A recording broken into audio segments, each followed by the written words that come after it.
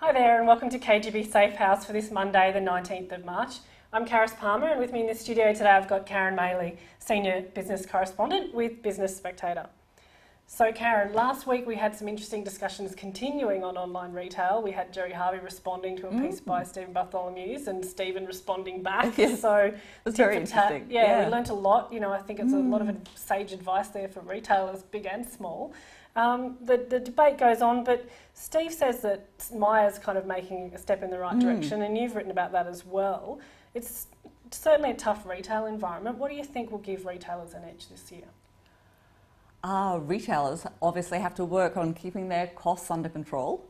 And we're seeing it, we're beginning to see it. I think Saul Essek made the point that in an interview this morning, until recently, we've seen employment in retail and financial services really very, very steady. But now businesses are beginning to realise that we are in a very changed world and people aren't going to go back to the big spending ways.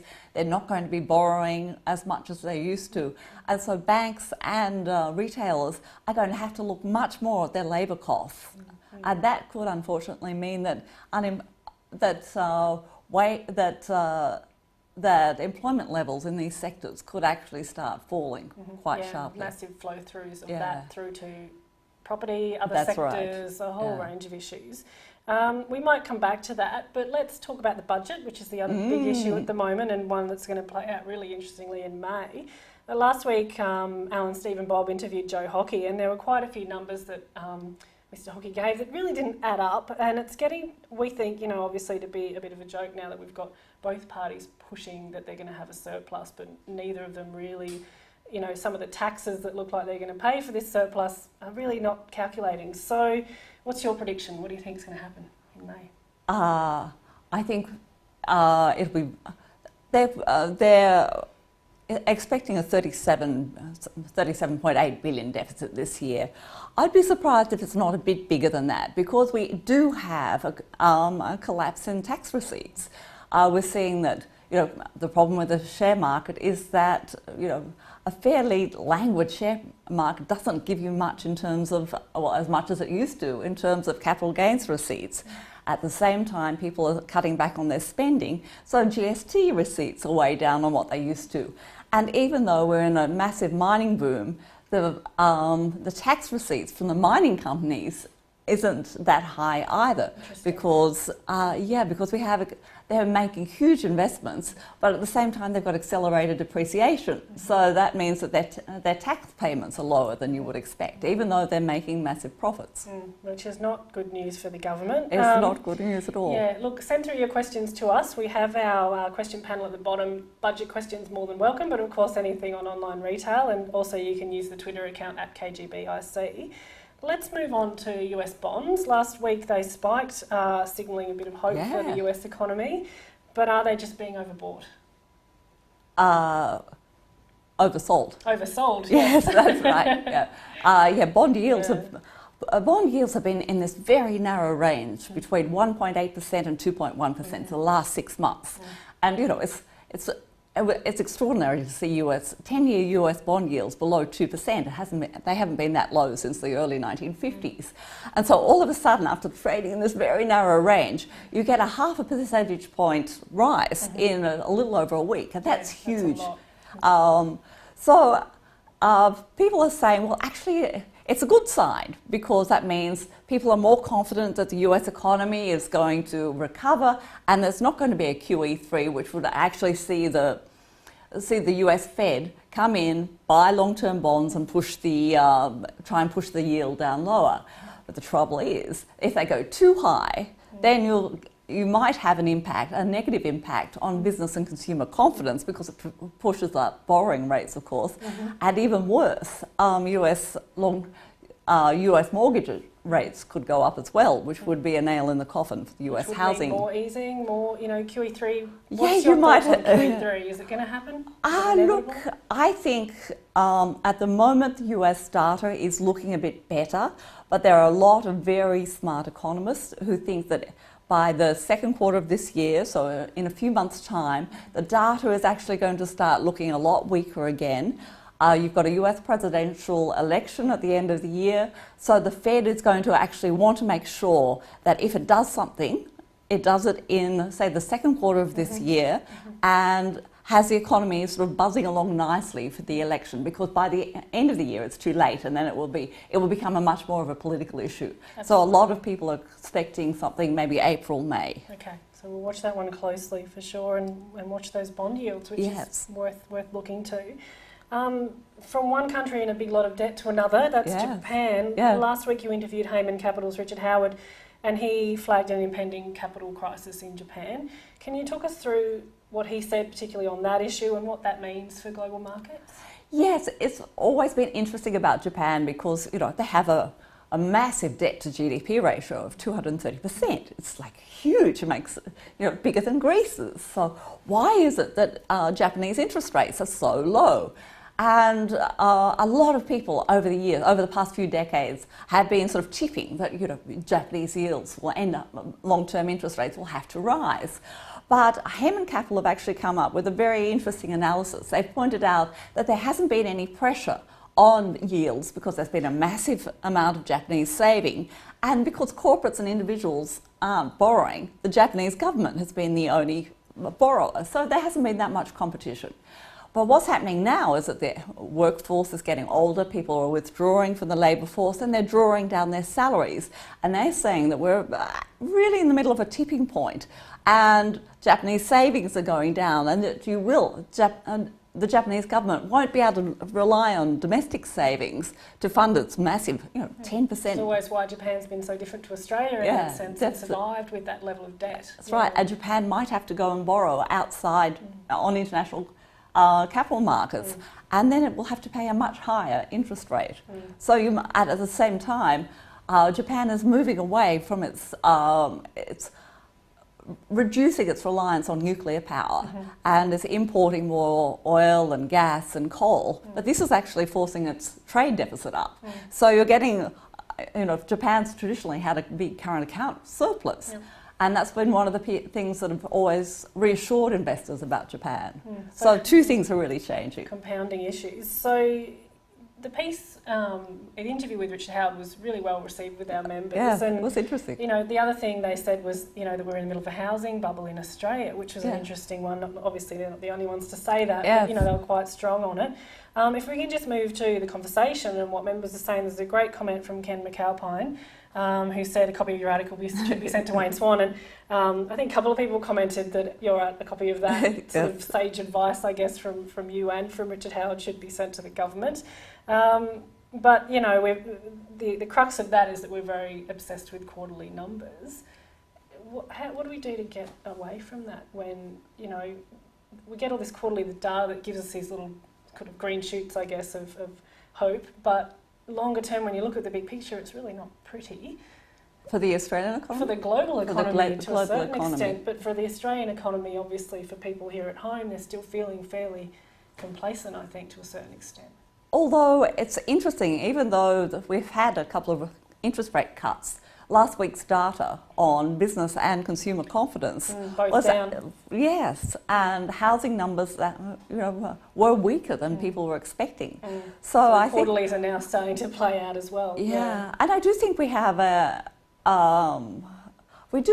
two-track economy. Of course, we've got the mining sector booming ahead. It's going fantastically well, but of course, the strong dollar means that some parts of the economy, like retail and tourism, and manufacturing, are really feeling the strains. The other comment of the week was again going to the heart of the budget and the taxes to pay for the expenditure. From John Wolfhunter wrote, the MRRT is a great big new tax, but the payment for the parental leave will come from a new levy on big business, more swerves than the Great Ocean Road, referring to Joe Hockey, of course. So, are we focusing too much on the opposition's approach, do you think, when in reality the government's the one that has to really deal with this in May? Well, there's going to be a lot of focus on the government come May, but there are a lot of unanswered questions about how the opposition is going to actually get it into surplus when it's planning a very expensive parental levy, the parental scheme. Yeah, it's a big deal. Yeah. Okay, so lastly, we've got a chart of the week of foreign-owned bonds, which I thought was worth putting up there, just showing the play out of the fact that, you know, foreign-owned bonds in Australia have continually gone up, but they've really spiked sort of in the last 3 years. What's driving that, and what does that mean for the Australian economy? The foreign ownership of Australian bonds. Yeah. Well, because the Australian dollar has looked nice such and, a yes, attractive at the moment. It's not the euro, it's not the US dollar. Nowhere else to go. Yeah. I think you've had a lot of offshore-owned sovereign wealth funds investing in Australia, and our bonds give a really nice, compared to US bonds or European bonds, ours give actually a really nice return. For sure. So they're a very attractive investment. Yeah, but driving cost and it's driving the dollar up. An issue that yes. Is close to Bob Gottliebsen's heart. So yes. He's also written about that at length, and obviously the cost of capital to our banks and some of the other issues that are arising. I might now just turn to questions and see what's coming through on the panel. Hopefully there's some juicy ones in there about retail. And we're waiting for Gerry Harvey's response to the response, but we'll see if that comes through. Okay. Karen, do you think the Australian public really cares about a surplus? That's a good one. I think the government has really dug itself into a hole over this. It's obsessed with a surplus as reflecting, as a reflection of the fact that it's a strong economic manager. And so it's determined to come out with this surplus and keeps repeating it. And I think the questioner is right. I don't think people care as much as the government thinks it does. Well, we know from our CEO Pulse survey that CEOs don't care and actually said the opposite, stop focusing on the surplus and focus on other things. You know, the sentiment out there is interesting though when the government has promises to keep, so it's a promise that doesn't want to break, right? Yes, yes. Okay. Another question here on Myer. Do you think Myer is doing well post-results? And results were just recently, weren't they? So. Look, I think all retailers are facing a really tough environment. There were some one-offs in the Myer results. It has actually slowed down the rate of decline in its sales, and it looks to be doing very interesting initiatives with its online selling. But I think the jury is really out on all of the big retailers. It's a very tough environment. Absolutely. And they're going to have to sort of look very closely at their costs, look very closely at their rental arrangements, and really try and reduce these as much as possible. Absolutely. I think you know, the online debate is so popular in Australia because of our sort of parochial nature about Australian retailers. Last week, Steve Bartholomew was saying more Australian retailers should look offshore. Do you think that's a realistic option for big brands to actually put their brands out in other markets? I mean, Gerry Harvey's already done that to a certain extent in Asia. Again, I mean, we have seen some, you know, some Australian brands do very well internationally, but they have, you know, it's a highly competitive marketplace, and not everyone can make it. They've got to get up to scratch to be able to compete. They have to really get an excellent brand and excellent design and marketing. For sure.